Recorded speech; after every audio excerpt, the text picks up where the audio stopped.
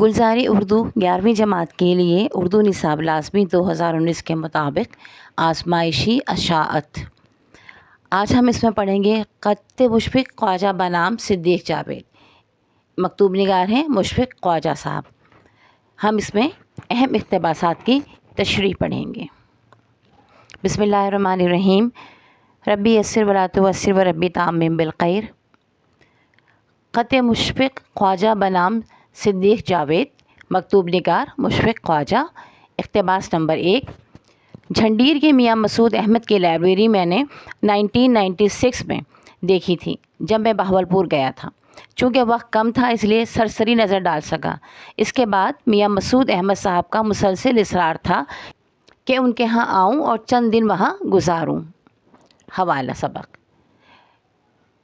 یہ اقتباس خط مشفق خواجہ بنام صدیق جاوید سے لیا گیا ہے۔ تعارف مکتوب نگار۔ مشفق خواجہ کا اصل نام خواجہ عبدالحی تھا۔ آپ ایک محقق، مرتب، شاعر، ادبی کالم نگار اور مکتوب نویس کی حیثیت سے اردو ادب میں خاص مقام رکھتے ہیں۔ مشفق خواجہ کے خطوط میں ادب کے مختلف مسائل پر گراں قدر معلومات پائی جاتی ہے۔ آپ ایک ادب کے تنقید نگار کی حیثیت سے اپنے خطوط میں نمایاں نظر آتے ہیں۔ مکتوب علیہ۔ صدیق جاوید اردو ادب میں ایک نمایاں مقام رکھتے ہیں۔ آپ کو علامہ اقبال کی شاعری سے بے انتہا دلچسپی تھی۔ یہی وجہ ہے کہ آپ نے اپنی ایم اے کے مقالے اور پی ایچ ڈی کی ڈگری میں علامہ اقبال ہی کو اپنا موضوع بنایا۔ صدیق جاوید صاحب نے اپنے اور مشفق خواجہ کے درمیان مراسلت کی کتاب مرتب کی۔ مشفق خواجہ صدیق جاوید کے خطوط کی تعریف کیا کرتے تھے۔ مشفق خواجہ نے جو خطوط صدیق جاوید کو لکھے ان کا رنگ آہنگ ان کے ان دوسرے خطوط جو کہ انہوں نے مختلف لوگوں کو لکھے اس سے بالکل مختلف ہے۔ مراسلت مشفق خواجہ صدیق جاوید ادب میں ایک اہم خزینے کی حیثیت رکھتا ہے۔ آپ کے پاس اس حوالے سے اس سبق سے جو بھی اقتباس آئے گا تو آپ نے اس کو اسی طریقے سے حوالہ سبق اور تعارف مکتوب نگار اور تعارف مکتوب علیہ یہ تینوں چیزیں آپ نے لکھنی ہوں گی۔ اس کے بعد آپ تشریح لکھیں گے۔ تو اب آ جائیے پہلے اقتباس کی تشریح کی طرف۔ تشریح۔ اس اقتباس میں صدیق جاوید صاحب نے جھنڈیر کے میاں مسعود احمد کی لائبریری کا ذکر کیا ہے جو کہ جھنڈیر ریسرچ لائبریری کے نام سے مشہور ہے۔ 1996 میں آپ کا بہاولپور جانا ہوا تھا اور اسی وقت آپ نے اس لائبریری کا دورہ کیا تھا۔ وقت کی کمی کے باعث آپ لائبریری کو بہت اچھی طرح سے نہیں دیکھ پائے تھے۔ آپ نے لائبریری کا صرف سرسری ہی جائزہ لیا تھا۔ بعد ازاں میاں مسعود یہ اصرار کرتے رہے کہ وہ بہاولپور کا دورہ کریں اور لائبریری کو دیکھنے کے لیے آئیں اور کچھ دنوں تک وہاں قیام بھی رکھیں۔ اقتباس نمبر 2۔ ہم چاروں 20 کی دوپہر تک جھنڈیر میں رہے اور اس لائبریری کو دیکھتے رہے۔ یہ میاں مسعود احمد کا حیرت انگیز کارنامہ ہے۔ ایسی عمدہ ذاتی لائبریری شاید ہی کوئی دوسری پاکستان میں ہو۔ 1 لاکھ سے زیادہ کتابیں اور 5000 سے زیادہ مخطوطات ہیں۔ اس اقتباس میں مشفق خواجہ کہہ رہے ہیں کہ ہم چاروں دوست یعنی ڈاکٹر تحسین فراقی، ڈاکٹر اورنگزیب عالمگیر، جعفر بلوچ اور مشفق خواجہ 20 کی دوپہر تک جھنڈیر لائبریری میں رہے اور اس لائبریری کو دیکھتے رہے۔ یہ لائبریری 1890 میں جھنڈیر کے ایک زمیندار ملک غلام محمد نے قائم کی۔ 1936 تک اس میں ہزاروں کتابیں جمع ہو چکی تھیں۔ ملک غلام محمد کی وفات کے بعد لائبریری کا انتظام ملک غلام محمد کے نواسوں میاں مسعود احمد اور ان کے بھائی میاں محمود احمد کے ہاتھ میں آ گیا۔ پاکستان میں موجود ذاتی لائبریریوں میں اس لائبریری کا ایک منفرد مقام ہے۔ مشفق خواجہ کے مطابق اس وقت تک لائبریری میں 1 لاکھ سے زیادہ کتابیں اور 5000 سے زیادہ مخطوطات موجود ہیں، مگر اب کتب کی تعداد تقریباً 2,35,000 تک پہنچ چکی ہے۔ یہ لائبریری قومی ورثے کی حامل تاریخی لائبریری ہے۔ اقتباس نمبر 3۔ ہم لوگ ایک روز بہاولپور بھی گئے۔ وہاں میرے ایک دوست سید احمد دفن ہیں۔ اس نواح میں آ کر ان کی قبر پر فاتحہ خوانی نہ کرنا اور ان کے اہل خانہ سے نہ ملنا تو یہ آئین دوستی کے خلاف ہوتا۔ تشریح۔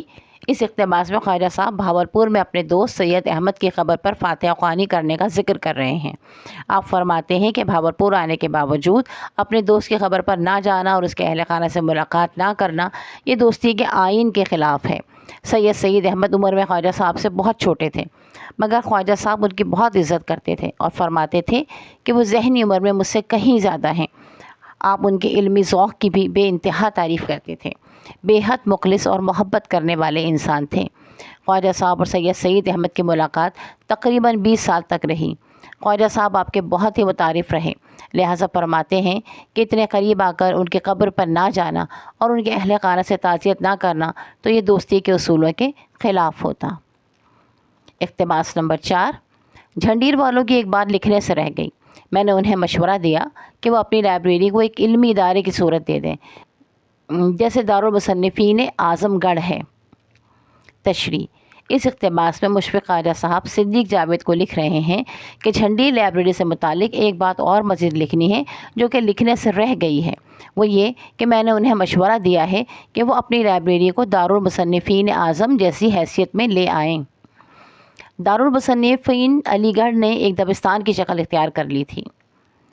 शिबली नुमानी, इनके शागिर्द मौलाना सैयद सलीमान नदवी, मौलाना अब्दुस्सलाम नदवी और दीगर रफ़क़ा ने इस इदारे से इस्लामी तारीख़, ज़बान व अदब, मज़हब और माशरा, सियासत और तालीम वग़ैरह पर अपनी बेशबहा तहरीरों के ज़रिए मुसलमानों की अक़्ल व दिल को मुतासिर किया और उन्हें अपने माजी के विरसे से मोहब्बत करना सिखाया और हाल से दिलचस्पी पैदा करने और खुश आइन मुस्तक़बिल की निशानदेही भी की।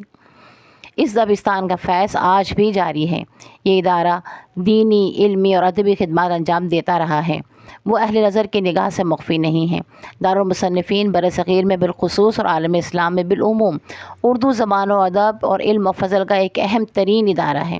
ख्वाजा साहब ने अपने इस ख़त में ख्वाहिश ज़ाहिर की है कि झंडीर लाइब्रेरी भी इसी तर्ज़ का इदारा बन जाए। इक़्तिबास नंबर 5। वहाँ क़याम के दौरान आप मुसलसिल याद आते रहे कि इस लाइब्रेरी में आपकी किताबों से लोग इस्तिफ़ादा करेंगे और ये सदक़ा जारिया आपके दर्जात की बुलंदी का बाइस होगा। लाइब्रेरी से इस्तिफ़ादा करने के लिए लोग दूर दूर से आते हैं। बानी लाइब्रेरी आने वालों की हर मुमकिन खिदमत करते हैं। तशरीह। मियाँ ख्वाजा मुशफ़िक़ फरमाते हैं कि लाइब्रेरी के दौरे के दौरान उन्हें मियाँ सिद्दीक़ जावेद बेइंतहा याद आए, जिसकी वजह ये रही कि मियाँ सिद्दीक़ जावेद ने बहुत सी किताबें इस लाइब्रेरी को अतिया की हैं, जिसके बाइस बहुत से लोग इन किताबों से इस्तिफ़ादा उठाते हैं और ये एक तरह से मियाँ सिद्दीक़ जावेद के लिए सदक़ा जारिया है। यहाँ मौजूद किताबों से तशनीगान इल्म अपनी प्यास बुझाते हैं। हर तबके का फ़र्द यहाँ से इस्तिफ़ादा करता है। इसमें अमीर और गरीब की भी क़ैद नहीं। जो लोग इल्म को दूसरों तक पहुँचाने का वसीला बनते हैं, कुतुबखानों से किताबें अवामुन्नास के इस्तिफ़ादे के लिए अतिया करते हैं, इनके लिए उनका यह अमल सदक़ा जारिया बन जाता है। हमें उम्मीद है कि आपको हमारी ये वीडियो पसंद आई होगी। इंशाअल्लाह ताला इम्तिहानात में ये आपके लिए आसानी का बाइस बनेगी। इसे ज़रूर गौर से देखिएगा, पढ़िएगा, सुनिएगा और इसको बार बार लिख कर देखिएगा ताकि इम्तिहान में आपको लिखने में इमले की परेशानी ना हो। वीडियो को ज़रूर लाइक कीजिएगा, दोस्तों के साथ शेयर कीजिएगा और अगर अब तक हमारे चैनल को सब्सक्राइब नहीं किया है तो ज़रूर सब्सक्राइब कर लीजिए।